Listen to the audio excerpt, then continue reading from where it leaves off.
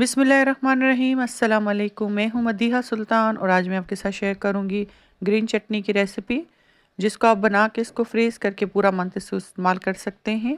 तो चलिए आइए स्टार्ट करते हैं बनाना। सबसे पहले मैंने हरा धनिया लिया है 1 गट्ठी, इसको मैंने साबुत कट कर लिया था।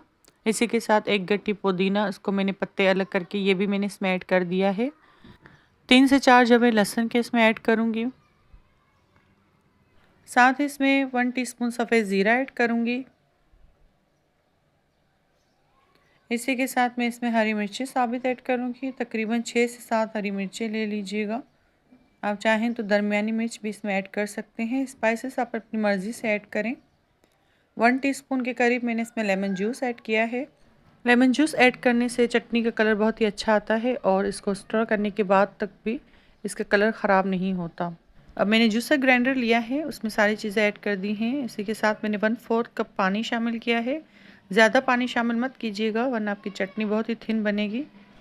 अब इस सारी चटनी को मैं अच्छे से पीस लूँगी। आप देखें इसका कलर कितना अच्छा आया है। पीसने के बाद अच्छे से इसको पीस लीजिएगा। अब मुझे इस चटनी को फ्रीज़ करना है तो मैंने आइस क्यूब वाली ट्रे ली है, उसमें 1 टेबलस्पून के करीब मैंने चटनी ऐड कर दी है।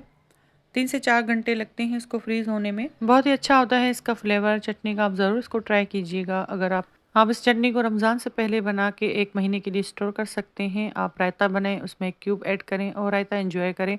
साथ ही मेयोनीज़ में भी आप इसको ऐड कर सकते हैं, उससे अच्छी सॉस बन जाएगी।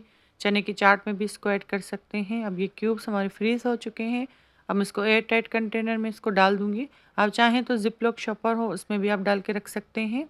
उम्मीद करती हूँ कि ये रेसिपी भी आपको पसंद आई होगी। वीडियो अच्छी लगे तो वीडियो को लाइक करें, चैनल को सब्सक्राइब करें। मिलते हैं किसी नेक्स्ट वीडियो में, तब तक के लिए अल्लाह हाफ़िज़।